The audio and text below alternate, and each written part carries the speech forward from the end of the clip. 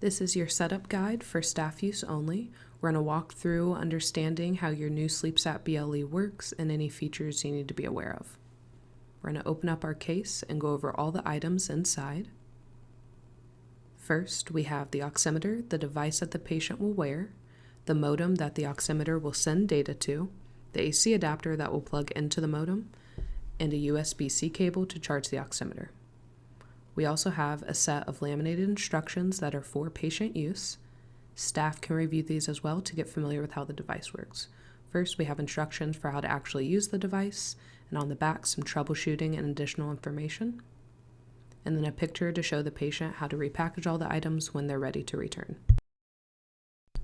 When you receive this device brand new, the oximeter, the probe, and the charging cable will be in a separate box. You will need to unpackage those and put it in this case so it looks like how you see in this video.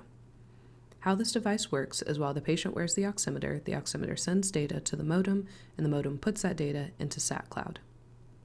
I'm now going to walk you through what your patient will have to do when they take the device home. First, we want to ensure that the device is fully charged. We recommend that you charge it before sending it out with your patient. The instructions do tell the patient to fully charge it, but just in case they don't, that's why it's good to charge it before you give it to them. Now the patient will set up the modem at their bedside. They will plug in the modem at the back with the AC adapter here.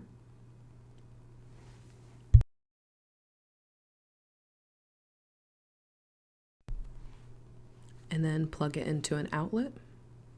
Once it's plugged in, they will turn it on the back with this toggle switch, flip it up, and now the modem is on. The patient will go ahead and put the oximeter on. We recommend putting it on the right wrist because of the direction the probe comes out of the oximeter. It doesn't matter if their right hand is their dominant hand or not. Once it is on, they will press the power button for 1 second to turn the device on. In just a second, we're going to get some readings. And now the patient will sleep with it on, ideally for 6 to 8 hours. We recommend that you provide medical tape, band-aids, or tell the patient to use a band-aid at home to ensure the device stays on. We recommend taping it on the knuckle and on the hand about halfway down, and this reduces the chance of the probe coming off in the night. Some things to note: the device will enter power saving mode after 2 minutes. The screen will go dark, and this is just so that the light does not disrupt them while they're asleep. Now fast forward to the morning, the patient is finished. They will press and hold the power button for 5 seconds. This will turn off the device, it will vibrate, and a power off message will display on the screen. And now they can go ahead, take it off, unplug the modem, and repackage all the items like how it shows in the instructions. Now that we've gone over what the patient will have to do, let's circle back to some things to know about the device. First, with the modem, what do all these lights mean? The power light means that the modem is plugged in and turned on. The network light means that it is connected to cellular. The readings light means that the modem and the oximeter are getting data from each other. And the sending light means that the modem is sending that data into SatCloud. Another thing you should know about the modem specifically: what happens if there is no cellular connection at your patient's house. The modem will transmit data from the oximeter, however, it will not upload that data into SatCloud. It will store up to 6 hours of data on the modem itself. This should only apply to patients in rural or remote areas. If you think this is a possibility, confirm about the cellular service around your patient's home. That way you know not to expect a report in SatCloud the following morning. Once you get the device back, simply plug in the modem, allow for cellular connection to establish, and then it can upload into SatCloud.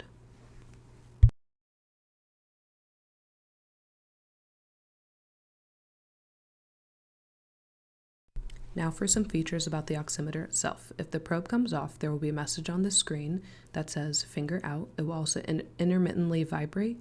Ideally, this will wake up the patient or just make them aware to know that they need to put the probe back on. Next, if the patient were to put on the device, turn it on, but not turn on the modem, the screen will display a Bluetooth not connected message. This just means that the modem is not turned on, and therefore the Bluetooth isn't connected.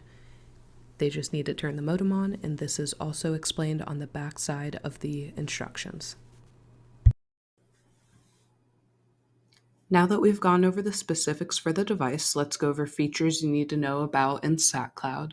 The first and most important is how you assign the device to the patient. You have to assign the device to your patient before sending it out with them. I've written instructions here on the slides, but I'm going to show you how to do it in SatCloud as well. You're going to log into SatCloud and navigate to your devices page. Find the device that will be assigned. Select Assign Patient, and you can search for your patient, create a new one, or tab through the existing pages. Once you find your patient, select their name. It's going to ask you to confirm the assignment. And once it confirms, you're going to see this green banner here at the bottom showing you that the assignment was successful.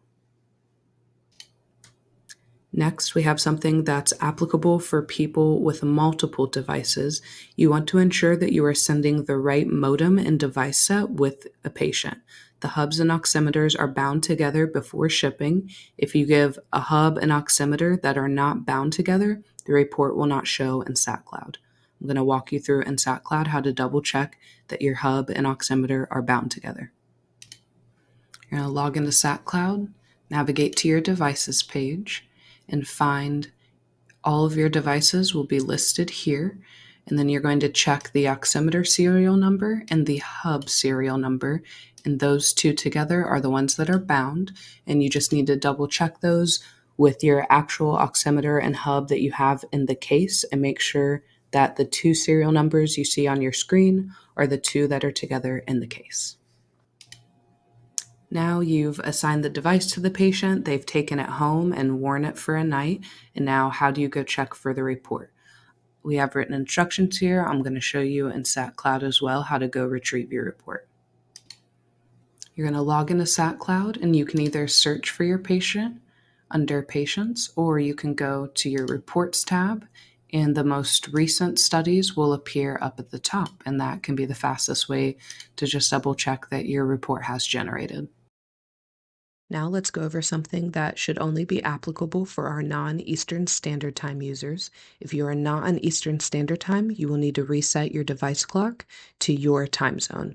When we initially set up these modems and devices before sending them out to you, they connected to our cellular, so therefore it has our time zone on it. You will need to do the following steps to set it to your time zone. First, you're going to turn on the modem, wait for the network light to come on, and have the oximeter off. Wait for 15 minutes with the network light on. After the 15 minutes has elapsed, you're going to turn on the oximeter, wait for 5 minutes, and then turn off the oximeter, turn it back on, and the clock will be set to the correct time on your oximeter.